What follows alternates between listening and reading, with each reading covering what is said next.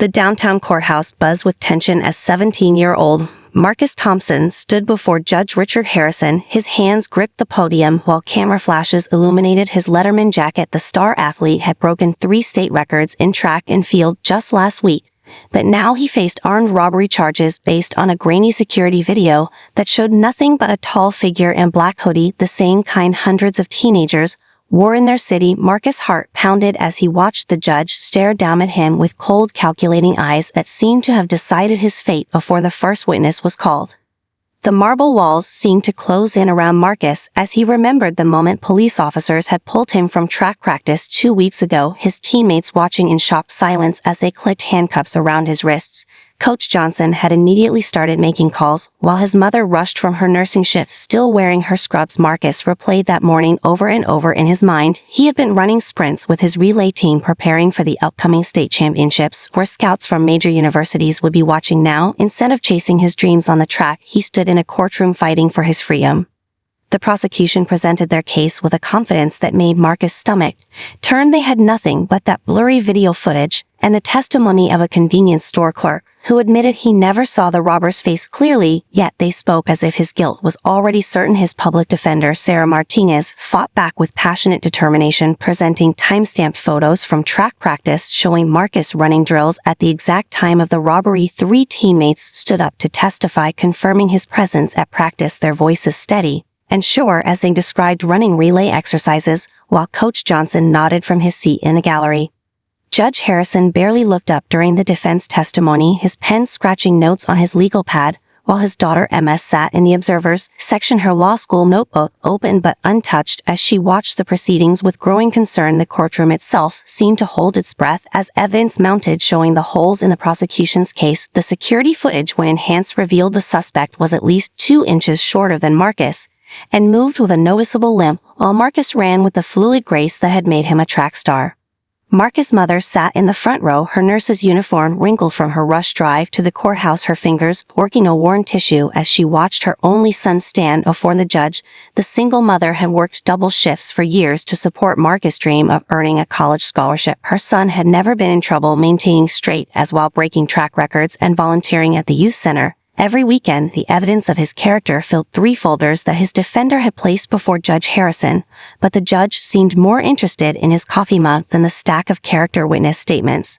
The tension in the courtroom grew as Marcus' public defender presented his early acceptance letter to State University, the full athletic scholarship that would make him the first in his family to attend college. Coach Johnson testified about Marcus' leadership on the team, how younger athletes looked up to him, and how he stayed late after practice to help teammates improve their form. Even the convenience store owner admitted under cross-examination that the height and build of the robber could match many young men in the area, and the hoodie was a common style sold at the mall.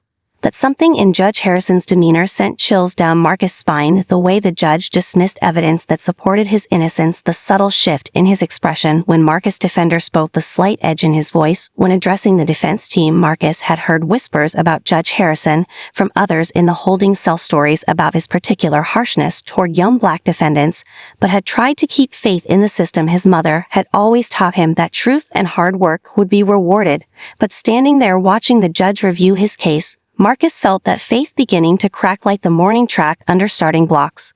Flashes from news cameras lit up the courtroom as the proceedings drew to a close. Marcus could see the headlines already forming in the reporters' notebooks: another young black athlete in trouble. Despite the mountain of evidence supporting his innocence, despite his perfect record and promising future, despite everything he and his mother had worked for, his fate now rested in the hands of a judge who seemed to see him not as Marcus Thompson, honor student and track star, but as just another statistic to add to his tough-on-crime reputation. Judge Harrison leaned forward, his silver hair catching the morning light as he dismissed the testimony of Marcus' track coach and teammates who swore the boy was running relays during the robbery. The judge's reputation for harsh sentences preceded him, but few dared to speak openly about how his punishments seemed to fall heavier on young black men. His own daughter Emma shifting uncomfortably in her observer's seat as she watched her father dismiss alibi after alibi, her law school textbook clutched tight against her chest, while whispers of previous controversial rulings circulated through the gallery.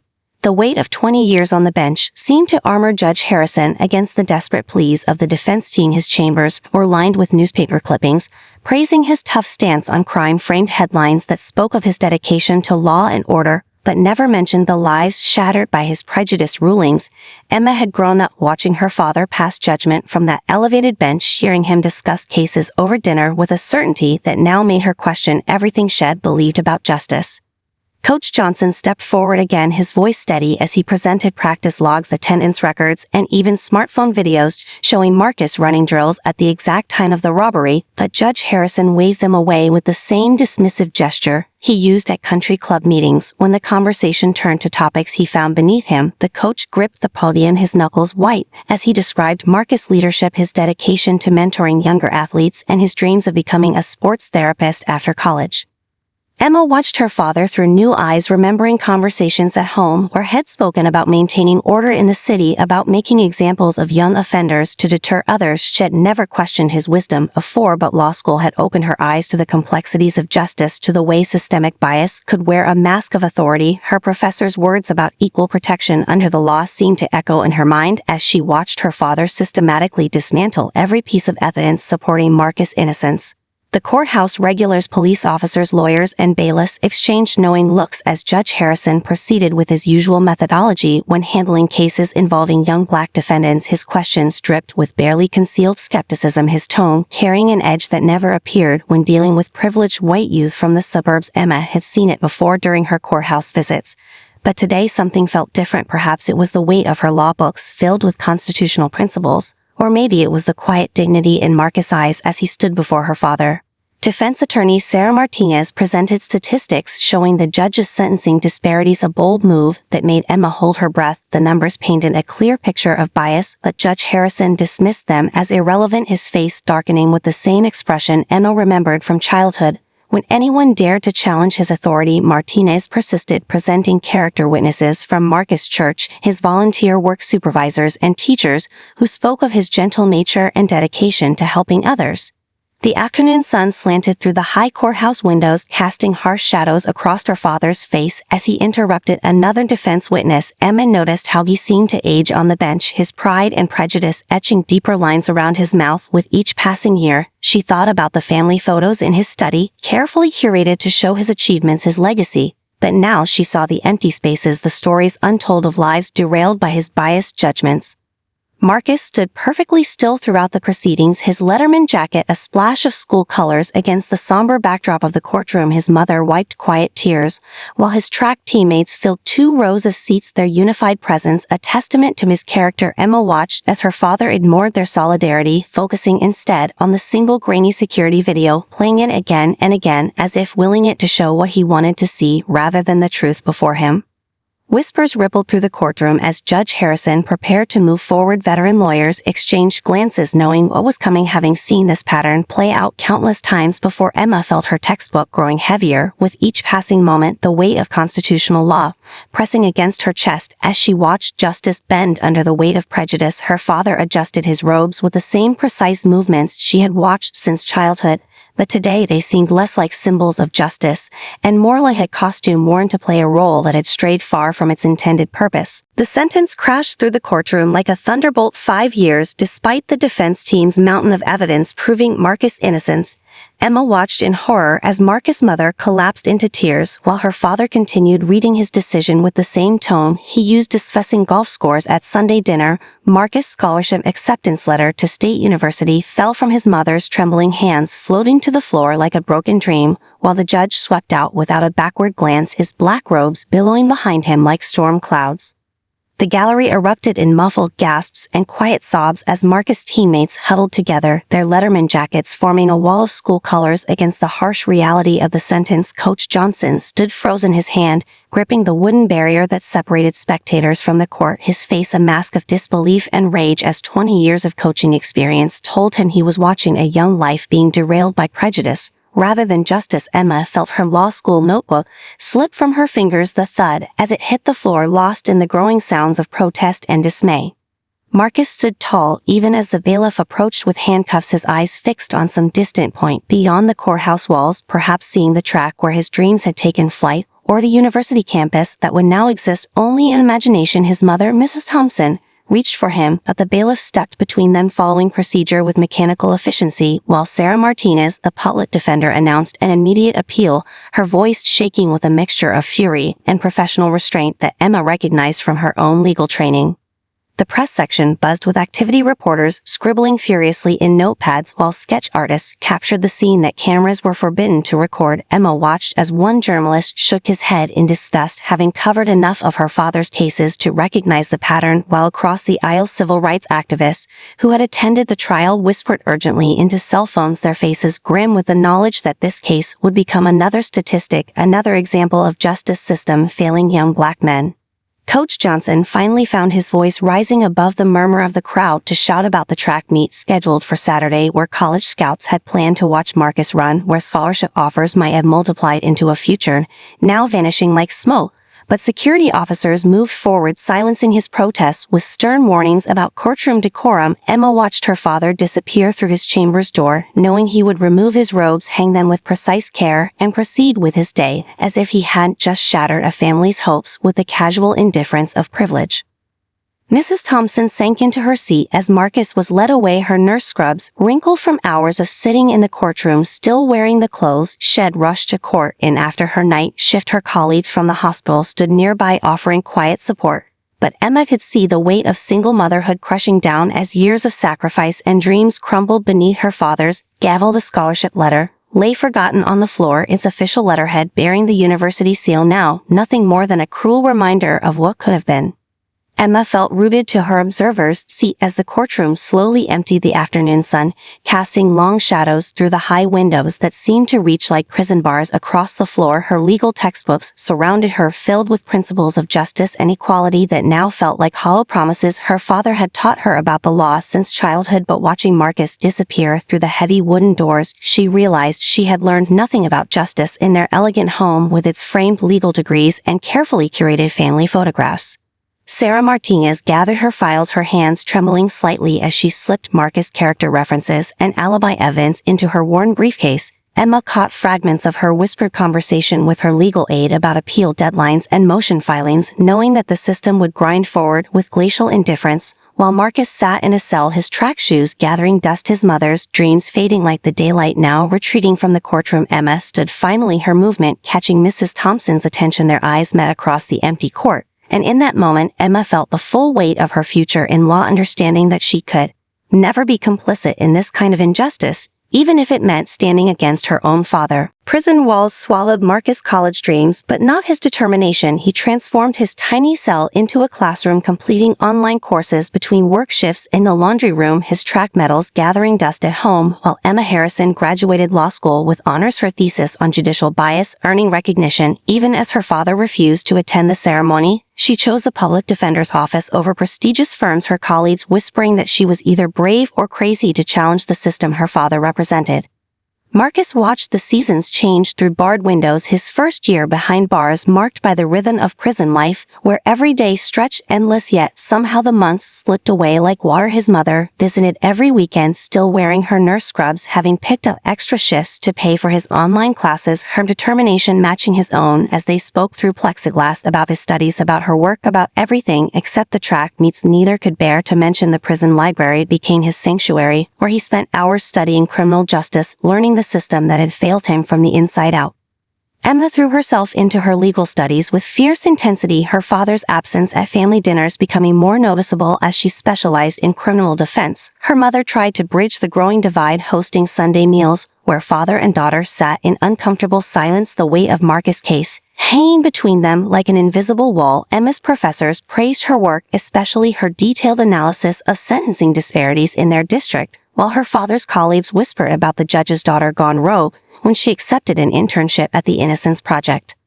The prison track sat empty during Marcus' designated yard time, his feet itching to run, to feel the wind against his face. but he walked instead, measuring his steps as he helped older inmates exercise, part of his new routine as a wellness program volunteer. The guards noticed his gentle way with others, how he diffused tensions with quiet words while maintaining his dignity in a place designed to strip it away. His cellmate, an older man serving 20 years, watched Marcus study late into the night and started calling him Professor, a nickname that spread through the cell block, carrying a respect that had nothing to do with athletic prowess. Emma declined job offers from top law firms, her father's connections reaching far into the legal community, but she chose the public defender's office in the same courthouse where Marcus' case had changed her life. Her first day, she walked past her father's courtroom, her heels clicking against marble floors that had once echoed with his authority. Her mother sent encouraging texts, while her father maintained his silence, his only response a newspaper clipping about the starting salary of public defenders mailed to her apartment without comment. Marcus' mother brought in news of his former teammates now competing at colleges across the country, their achievements bittersweet as he imagined what might have been, but he channeled that pain into his studies, earning top marks in his online courses while leading a prison study group, helping other inmates earn their GEDs. The prison counselor noticed his leadership, suggesting he train as a peer mentor, which gave his days new purpose, even as the track scholarship acceptance letter yellowed in his mother's dresser drawer next to his medals. Emma built her reputation case by case, from dedication to clients matching the intensity she once saw in her father's work, but aimed at protecting the vulnerable rather than pursuing convictions at any cost. Her colleagues in the public defender's office initially viewed her with suspicion, the judge's daughter playing at social justice, but she proved herself with long hours, careful preparation, and a willingness to stand up to judges who reminded her too much of her father. Senior attorneys began seeking her input, especially on cases involving judicial bias, her personal experience lending weight to her legal arguments. Marcus watched the prison guards' children playing baseball in the staff parking lot, visible from the laundry room window where he folded endless piles of identical orange uniforms, their shouts and laughter carrying over the fence, while he remembered coaching youth track programs every summer since ninth grade. One of the guards noticed his attention and asked about his case, learning about his volunteer work, his scholarship, his mother's sacrifice. The guard began bringing him books on sports psychology, feeding the dream of helping young athletes that refused to die even within these walls. Emma discovered her father's pattern of bias went deeper than she imagined as she reviewed old case files, preparing appeals for clients who reminded her of Marcus, each story of rushed judgment and harsh sentencing adding fuel to her determination. She avoided family events where her father's colleagues gathered their praise of his tough on crime stance, turning her stomach, while her mother tried unsuccessfully to repair the fracture in their family. Her thesis on judicial bias expanded into a larger research project as she documented case after case, building evidence that would eventually force the system to face its own prejudice. The truth exploded like a bomb when police caught the real robber, a serial offender named Ray Martinez, whose confession included details about the convenience store that only the perpetrator could know. Security footage from another crime revealed him wearing the same distinctive hoodie with a small tear in the sleeve that matched the original video. Marcus' case rocketed back into the headlines, but 5 years of his youth had already vanished behind bars, leaving him with scars that no apology could erase. Detective Sarah Chen, who made the connection, sat in her precinct office staring at the side-by-side footage, her coffee growing cold, as she played both videos again and again. The distinctive limp, the height, the torn sleeve, everything matching perfectly, while Marcus Thompson sat in his cell, completing another online assignment. The detective remembered testifying at his trial, remembered Judge Harrison's dismissive tone when she suggested investigating other suspects, and now the weight of her role in this injustice pressed against her chest like a stone. The news spread through the courthouse like wildfire. Clerks, lawyers, and bailiffs huddled around computer screens, reading the breaking news story, while Emma Harrison stood in the public defender's office, her hands shaking as she held the official police report. Judge Harrison had already left for his weekly golf game when the story broke, his secretary fielding an increasing flood of calls from reporters, while Emma thought about the Sunday dinners or had justified his harsh sentences as necessary for maintaining order in their city. Mrs. Thompson was finishing her hospital shift when her phone exploded with notifications. The truth she had known for 5 years finally confirmed by official sources. Her colleagues gathered around her at the nurse's station as she sank into a chair, hairs streaming down her face, as she tried to calculate how many extra shifts she'd worked to pay for Marcus' online courses, how many weekends she'd spent driving to the prison, how many nights she'd lain awake wondering if she'd failed her son by not being able to afford a private attorney. Ray Martinez had been arrested for a string of armed robberies across 3 counties, his signature method matching the crime Marcus had been convicted of perfectly down to the way he held the gun, and the words he used to threaten store clerks when questioned about the convenience store robbery. He laughed, describing the tear in his hoodie that had caught on a nail as he fled the scene, a detail that had never been released to the public. Security footage from his recent crimes showed the same distinctive limp that Marcus' lawyers had tried to point out in the original video. The prison guard who had been bringing Marcus books on sports psychology was the one who told him, watching the young man's face as the news sank in. Marcus sat on his narrow bed, 5 years of maintaining his innocence finally validated, but the victory felt hollow as he thought about his former teammates now graduating college, about the scout who had promised him a full ride, about his mother working double shifts to support his dreams from behind bars. The guard stood awkwardly in the doorway as Marcus stared out his cell window at the track where he never allowed himself to run. Emma canceled her afternoon appointments, barricading herself in her office as she reviewed Marcus' case file, again seeing all the red flags her father had ignored: the alibi witnesses, the height discrepancy, the character testimony that should have mattered. Her law degree hung on the wall beside news clippings about her work with the Innocence Project, while her phone buzzed with messages from her mother asking if she'd heard the news, asking if she was okay, asking what this meant for their family. The weight of justice and family loyalty pressing down like twin stones on her chest. Courthouse regulars remembered Marcus' trial, watching now as reporters swarmed the steps where he had stood in his Letterman jacket 5 years ago. Judge Harrison's courtroom sat empty, his afternoon docket hastily reassigned as questions about his judgment exploded across local media. The security footage comparison played on loop on every news channel, showing clearly what the judge had refused to see: the evidence that could have prevented 5 years of injustice, while Marcus' mother drove to the prison clutching official papers demanding her son's immediate release. Her scrubs still wrinkled from her shift, her eyes fierce with vindication and fury. Marcus sat in the prison library where he'd spent countless hours studying, surrounded by the books that had kept his mind sharp while his body was caged. The other inmates gathered quietly around him, their own stories of questioned convictions hanging in the air between them. The evening news played on the small television in the corner, showing Ray Martinez in handcuffs wearing that infamous hoodie with its telltale tear, while across the city Emma Harrison stared at her father's empty parking space at the courthouse, knowing that nothing in their family would ever be the same. Emma found herself standing before her father in the same courtroom, this time as defense counsel, her hands steady on the podium. Despite her racing heart, her client, James Wilson, another young black man accused of a crime with flimsy evidence, stood beside her, his college acceptance letter tucked in her briefcase like a mirror of Marcus' case from 5 years ago. The gallery was packed, news of the confrontation between Judge Harrison and his daughter drawing reporters and legal observers from across the state, while Marcus, now free, sat in the back row, his presence a silent testimony to the cost of prejudice. Judge Harrison looked older, somehow diminished in his black robes as he faced his daughter across the courtroom, the shadows under his eyes, speaking of sleepless nights since Ray Martinez's confession had exposed his error in Marcus' case. But his voice carried the same authoritative tone as Emma began her defense presentation, methodically dismantling the prosecution's case against James, while weeding in statistics about her father's pattern of biased sentencing. The air grew thick with tension as father and daughter engaged in their first public battle since the truth about Marcus had exploded across headlines. Emma had spent weeks preparing for this moment, gathering evidence not just for James' case, but of her father's systematic bias, reviewing hundreds of cases, finding patterns that could no longer be ignored or explained away. She presented transcript after transcript showing how he interrupted minority defendants, more frequently asked fewer clarifying questions, dismissed character witnesses with barely concealed impatience, while handling similar cases involving white defendants with careful consideration. The courtroom fell silent as she projected the data onto screens, her voice steady as she connected the dots that had haunted her since Marcus' conviction. Judge Harrison gripped his gavel knuckles white as Emma presented security footage of the actual perpetrator in James' case, a white teenager named Michael Brooks, whose wealthy father had connections throughout the city. The similarity to Marcus' case was striking: the same rush to judgment, the same dismissal of alibi witnesses, the same pattern of bias that had cost one young man 5 years of his life. Whispers rippled through the gallery as Emma played side-by-side footage showing Brooks at the scene while James attended a documented school event, just like Marcus had been at track practice.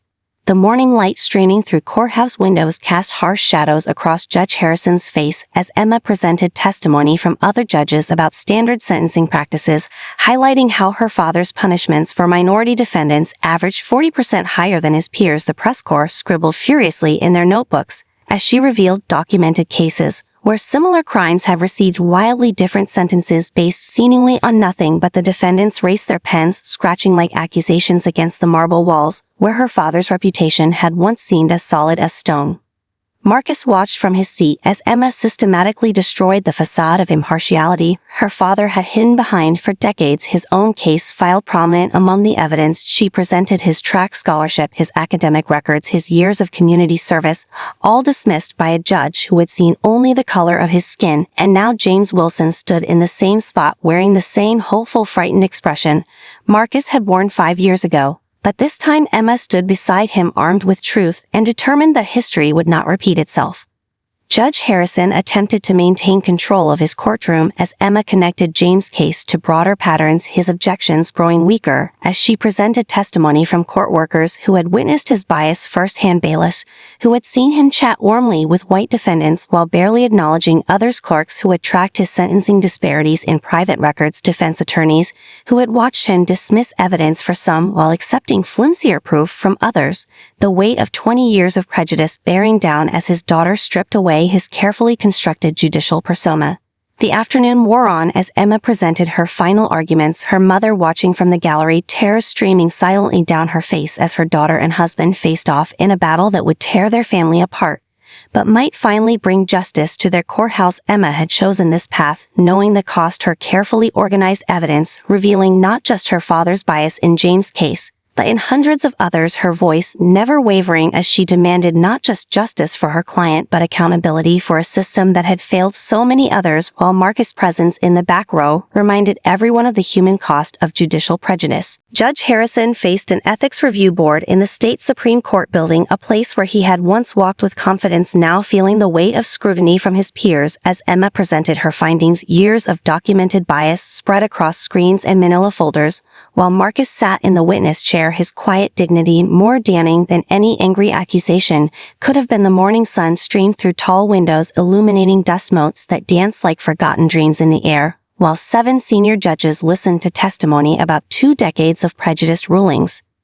Emma stood before the panel, her voice steady as she presented case after case, showing her father's pattern of discrimination. Statistics projected on screens revealed sentencing disparities that could no longer be explained away by circumstance or coincidence. Former defendants fill the gallery, their lives forever altered by bias, wearing suits and ties that seemed to mock the orange jumpsuits they had once been forced to wear. Their presence a silent chorus of accusation, while Judge Harrison shifted in his seat, his normally commanding presence diminished by the weight of evidence against him. Marcus' testimony cut through the formal atmosphere of the hearing room as he described his 5 years behind bars, watching college acceptance letters turn yellow while he worked in the prison laundry room, his voice never rising above a conversational tone. As he detailed dreams deferred and opportunities lost, the review board leaned forward in their seats as he spoke about earning his degree online, about helping other inmates study, about maintaining dignity in a system designed to strip it away. His words painting a picture of resilience that made Judge Harrison's prejudice seem even more stark. Courthouse employees took the stand one after another, describing years of witness bias. Clerks testified about different tones used for different defendants. Bailiffs recalled dismissive gestures and subtle signs of prejudice. Public defenders presented records of interrupted testimonies and dismissed evidence, while Judge Harrison watched his carefully constructed reputation crumble beneath the accumulated weight of 2 decades of discrimination. His own notebooks entered into evidence showing different standards applied to cases based on defendants' race. Mrs. Harrison sat in the gallery watching her husband and daughter on opposite sides of justice, her hands twisting a tissue into smaller and smaller pieces as former defendants testified about families torn apart, opportunities lost, years wasted behind bars, while evidence of their innocence gathered dust in case files. She remembered dinner conversations where her husband had justified his harsh sentences as necessary deterrence, seeing now how bias had masked itself as duty, while Emma methodically dismantled the facade of impartiality that had decorated their family dining room.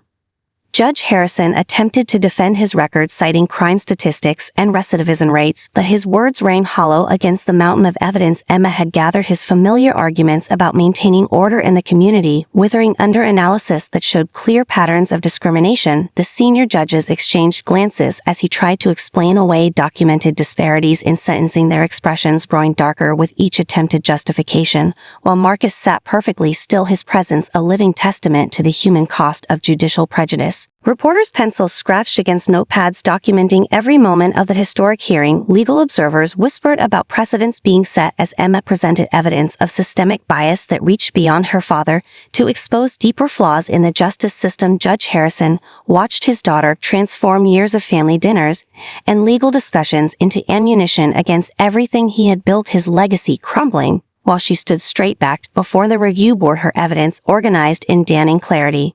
The afternoon light faded as Marcus described his current work with youth outreach programs, helping young people navigate a system he had come to understand too well, his testimony weaving together threads of personal experience and professional insight that transformed him from victim to advocate. The review board members nodded as he spoke about the importance of true justice, his words carrying weight that no legal argument could match. While Judge Harrison seemed to shrink in his chair, the magnitude of his impact on countless lives finally visible in the fading light. Emma concluded her presentation with a series of photographs showing the human impact of biased sentencing, families torn apart, futures derailed, dreams deferred, while her father sat alone at the defendant's table, his shoulders bent under the weight of exposed prejudice. The review board deliberated as sunset painted the hearing room in shades of judgment. Marcus remained in his seat, a quiet testament to resilience, while mother and daughter exchanged glances across the divide of justice, knowing their family would never be the same, but understanding that truth demanded its price. Redemption arrived in unexpected ways as Marcus, now a youth counselor, shared his story with troubled teens, his experience transforming lives, while Emma built a reputation for fairness in the public defender's office. They met over coffee one rainy afternoon in the same diner where Marcus had once celebrated breaking track records, the aroma of coffee mixing with the sound of rain against windows, while they discussed the strange twists of fate that had brought them both to this moment. Marcus' forgiveness striking deeper than any punishment could have, while Judge Harrison faced the consequences of his choices alone in his empty house, surrounded by awards that now seemed hollow. Marcus' office at the youth center overlooked the same track where he had once trained for championships. Photos of his current students lined the walls, their faces bright with possibility as he helped them navigate the challenges of adolescence and systemic bias, his own story becoming a beacon of hope for young people facing similar prejudices. The morning sun streaming through his window caught the edge of his prison diploma, now hanging beside his counseling credentials, while across town Emma prepared cases with a dedication born from witnessing justice perverted in her father's courtroom. The ethics board had suspended Judge Harrison's license pending further investigation, but the real punishment came in the form of empty chairs at holiday dinners, ignored phone calls, and conversations that died before they began. His wife divided between loyalty to her husband and pride in her daughter's courage, while family photos gathered dust in hallways that seemed longer and darker with each passing day. Marcus' mother had found healing easier than forgiveness, continuing her nursing work with a new focus on helping families affected by incarceration, her extra shifts now funding scholarships instead of prison phone calls. Emma discovered an unlikely ally in Marcus, their shared experience of the justice system's failures, creating a bridge between them as they worked to prevent other young lives from being derailed by prejudice. She consulted him on cases involving young defendants, his insight helping her build stronger defenses, while his counseling work provided safe havens for at-risk youth. They sometimes watched track meets together from the bleachers, where Marcus had once dominated the field, their conversations about justice and healing mixing with the familiar sounds of starting guns and cheering crowds. Judge Harrison wandered his empty house at night, past walls still lined with legal awards and newspaper clippings that seemed to mock him with their praise of his tough-on-crime stance. He watched from afar as his daughter became the kind of judge he had claimed to be, her reputation for fairness drawing respect from colleagues who had once feared crossing him, while Marcus' success with troubled youth offered living proof of the potential he had so casually dismissed in countless young defendants. The youth center thrived under Marcus' leadership, expanding to include legal education programs, where Emma volunteered teaching teenagers about their rights and responsibilities within the justice system, their collaboration creating ripples of change throughout the community as other legal professionals began examining their own biases. Marcus students learned to see the law as a tool for justice rather than a weapon of oppression, while Emma found healing in helping others navigate the system that had once torn her family apart. Mrs. Thompson had transformed her nursing station into an unofficial support center for families dealing with incarceration, her gentle guidance helping others avoid the isolation she had faced during Marcus' imprisonment. She and Mrs. Harrison occasionally crossed paths at community events, their shared experience of motherhood bridging the gulf between their families, while their children worked to rebuild what prejudice had tried to destroy. Marcus kept his track medals in his office, now using them to inspire young athletes to balance achievement with awareness of the systemic barriers they might face. Recovery came in small moments. Marcus watching his students graduate, Emma winning cases based on evidence rather than prejudice, Judge Harrison sitting alone in his study reading transcripts of his old cases with new eyes while his wife tended her gardens, finding solace in growing things that prejudice could not touch. The diner where Marcus and Emma met became a symbol of change, its windows reflecting two people who had every reason for bitterness, choosing instead to create meaning from injustice. Autumn painted the track gold and crimson as Marcus coached his youth team, their feet pounding against the same surface where his dreams had once taken flight. Emma watched from the bleachers, case files forgotten beside her, as she witnessed the power of second chances. Her father spotted occasionally driving past the field, but never stopping his self-imposed exile, a price paid for years of unchecked bias. While Marcus students ran towards futures he helped them believe were possible, their victories sweeter for being shared with someone who understood both loss and redemption. History came full circle in the same courtroom where Marcus once stood condemned as Emma took her oath as a juvenile court judge, her commitment to equality and reform shining in every word, while Marcus sat in the front row, now a respected community leader and mentor. Their shared journey proving that justice might be delayed, but truth finds its way to light like sunshine breaking through storm clouds, the old system of bias crumbling one brave decision at a time. While somewhere in retirement, Judge Harrison watched his daughters swearing in on local news, understanding too late the true meaning of justice. The ceremony drew crowds that filled every bench in the historic courtroom where Emma had once watched her father pass harsh judgments, now transformed by her presence into a place of hope.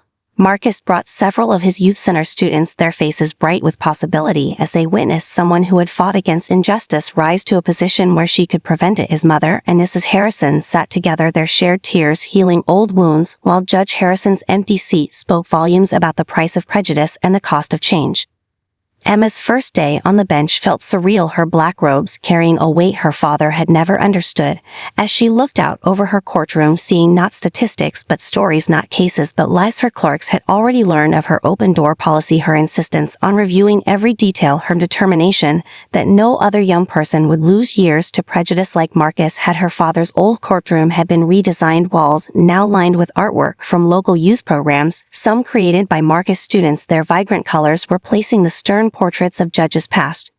Marcus Youth Center had grown into a model program, its success rate drawing attention from across the country as other cities sought to replicate his approach, combining counseling, legal education, and athletic programs. Emma often spoke to his students, sharing her perspective from both sides of the justice system, their questions and insights keeping her grounded in the real impact of judicial decisions, while his guidance helped her understand the human stories behind the cases that crossed her bench, their collaboration creating ripples of change that reach far beyond the courthouse walls. The day Emma sentenced her first juvenile case, the gallery held its breath as she delivered a ruling focused on rehabilitation rather than punishment, her voice steady as she outlined a program combining education, community service, and counseling at Marcus Center. The young defendant's mother wept with relief, while veteran courthouse workers noticed the difference between her approach and her father's. Marcus, watching from his usual seat, saw justice tempered with wisdom, while Mrs. Harrison, sitting quietly in the back row, finally understood why her daughter had chosen this path. Judge Harrison had begun writing his memoirs, a painful examination of how bias had corrupted his judgment, his computer screen flickering late into the night as he confronted decades of decisions that had caused immeasurable harm. He sometimes drove past the youth center, watching from his car as Marcus led young people in activities that proved their potential, while Emma's reputation for fairness drew more families seeking hope instead of punishment to her courtroom. The father and daughter remained estranged, but his growing understanding of his failures became its own form of justice. The community gathered one spring morning to dedicate the new wing of Marcus Youth Center, named in honor of Mrs. Thompson's years of supporting families affected by incarceration. Emma spoke at the ceremony, her judicial robes exchanged for a suit that matched the hope in her voice, As she described their shared vision of justice, Marcus' students performed a dance routine on the same track where his dreams had once been derailed, their movements celebrating freedom and possibility, while his mother beamed from the front row, her nurse's uniform replaced by a dress that matched her dignity. Transformation rippled through the justice system as other judges began examining their own biases, Emma's example inspiring a new generation of legal professionals who understood that true justice required both wisdom and compassion. Marcus expanded his programs to include support for families navigating court proceedings, his own experience informing initiatives that helped parents understand and advocate for their children, while Emma's courtroom became known as a place where every story received fair consideration, every voice had the chance to be heard.